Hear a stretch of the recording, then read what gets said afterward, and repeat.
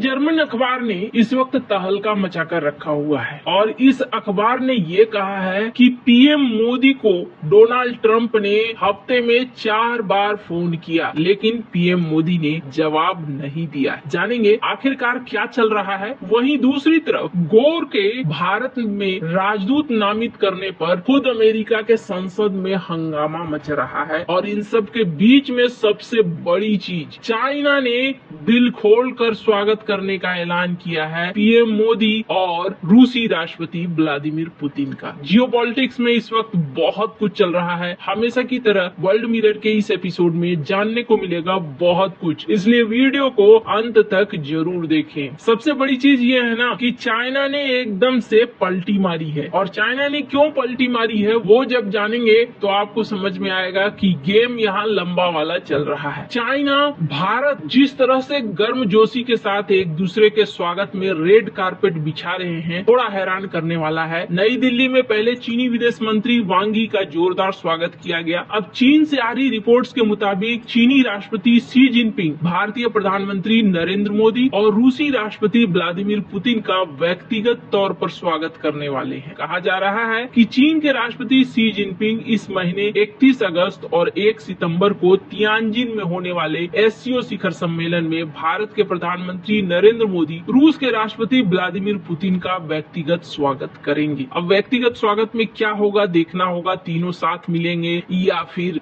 अलग लेवल का कोई स्वागत होगा, कोई प्रोटोकॉल तोड़ेंगे, क्या होता है वो देखने वाली बात होगी। लेकिन सबसे बड़ी चीज ये है कि पिछले 7 सालों में ये पहला मौका है जब पीएम मोदी का चीन दौरा होगा। गलवान घाटी में भारत और चीनी सैनिकों के बीच हुए हिंसक झड़प के बाद फिर से दोनों देशों ने रिश्तों को पटरी पर लाने की कोशिशें तेज कर दी है। अब सवाल ये उठ रहा है कि आखिरकार चाइना इतनी गर्मजोशी क्यों दिखा रहा है। हालांकि चाइना की गर्मजोशी ने अमेरिका को टेंशन जरूर दे दिया है और हुआ ये है कि अमेरिका की एक गलती ने उस चीज को एक्टिवेट कर दिया है जो अमेरिका नहीं चाहता था, और वो चीज है ब्रिक्स और एससीओ। चीन में होने वाले इस शिखर सम्मेलन में मोदी पुतिन को ही नहीं बल्कि और भी कई देशों को बुलाया गया है और कहा जा रहा है कि ये जो सम्मेलन है इस बार सबसे बड़ा होने वाला है। एससीओ के गठन के बाद पहली बार है जब ये बहुत बड़े लेवल पर होने जा रहा है और कहा जा रहा है कि अब एससीओ एक महत्वपूर्ण शक्ति बन गया है। हालांकि यहाँ पर कहा जा रहा है रूस की तरफ से कि चीन, भारत और रूस के बीच में जल्द ही त्रिपक्षीय वार्ता होगी और ये भी कहा जा रहा है कि अब यहाँ पर ऐसा लगता है जैसे अंतर्राष्ट्रीय व्यवस्था बदल रहा है। अमेरिका को एक बड़ा झटका लग रहा है। जिस तरीके से इन्होंने भारत को झिड़का था और ये सोचा था कि भारत खुद आएगा मानने के लिए, यहाँ चीजें उल्टी होती हुई दिख रही हैं। पर आपको बता दूं, कहानी सिर्फ अभी यहीं पर खत्म नहीं हुई है। अमेरिका के अंदर हलचल मचनी शुरू हो गई है। अमेरिका के राष्ट्रपति डोनाल्ड ट्रंप ने अपने वफादार सरगोई गोर को भारत में राजदूत नोमिनेट किया, लेकिन ट्रंप के इस फैसले से अमेरिका की राजनीति में बहस शुरू हो गई है। डेमोक्रेटिक पार्टी के सीनेटर्स ने ट्रंप के इस फैसले की गंभीरता पर सवाल उठाते हुए कहा है कि भारत जैसे महत्वपूर्ण सहयोगी के घर में एक नौसिखियों को राजदूत बनाकर क्यों भेज रहे हो। डेमोक्रेटिक सांसद और हाउस फॉरेन अफेयर्स कमेटी के सीनियर सदस्य हैं ग्रेगरी मिक्स, इन्होंने कठोर शब्दों में इसकी आलोचना की है। सरगई गोर को भारत भेजने के ट्रंप के फैसले की आलोचना करते हुए उन्होंने कहा कि अमेरिका भारत संबंध इतने संवेदनशील मोड पर है जहां पर अच्छे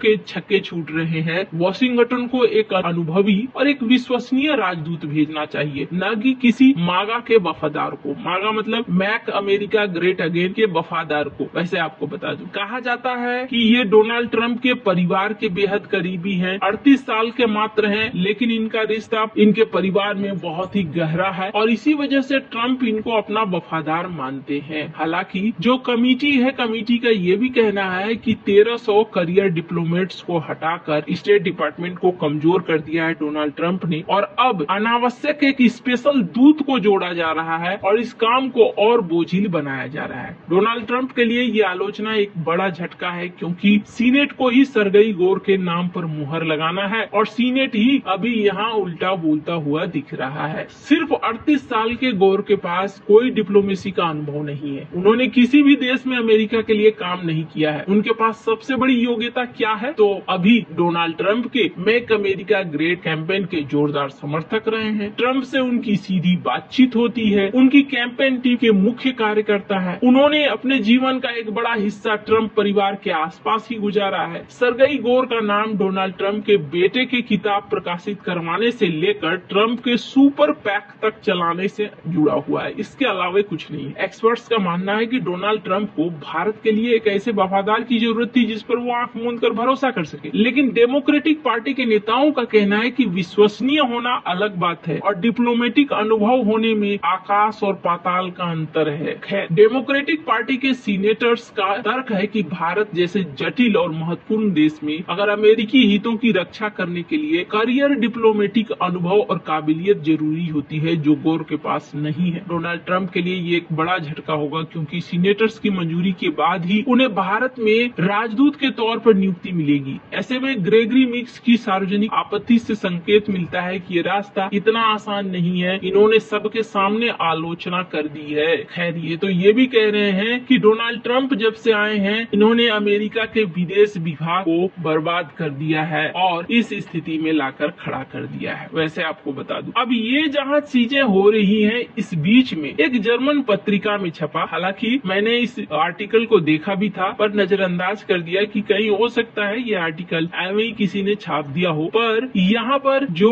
भारत के बड़े पत्रकार हैं सिद्धांत सिब्बल, इन्होंने भी इसे शेयर किया और इस पत्रिका में, जर्मन पत्रिका में क्या लिखा हुआ है जो कोई नहीं सोच सकता है, क्या वैसा हो रहा है। कहा जा रहा है कि डोनाल्ड ट्रंप पीएम मोदी से बार बार बात करने की कोशिश कर रहे हैं। 4 बार डोनाल्ड ट्रंप ने फोन किया लेकिन पीएम मोदी ने फोन नहीं उठाया। इस पत्रिका में ये कहा जा रहा है कि दरअसल अभी तक सीन ये था कि ट्रंप अपने विरोधियों को चित करते आ रहे थे और व्यापार वार्ता में अपने आप को हावी बना रहे थे, वही मनवा रहे थे जो वो मनवाना चाहते थे। लेकिन भारत के साथ ऐसा नहीं है। भारत झुक नहीं रहा है। भारत अब साइकोलॉजिकल गेम को बहुत अच्छे से खेल रहा है और ट्रंप को ट्रंप की भाषा में ही जवाब दे रहा है। और जो भारत के लिए सबसे बड़ा डर था, कहीं न कहीं ब्लैकमेल उस डर को लेकर किया जा रहा था, भारत ने उस डर को ही हटाने का काम करना शुरू कर दिया है और इसके तहत भारत ने चाइना के साथ दोस्ती बनानी शुरू कर दी है। अब यहाँ पर यह भी कहा जा रहा है इस आर्टिकल में कि भारत ने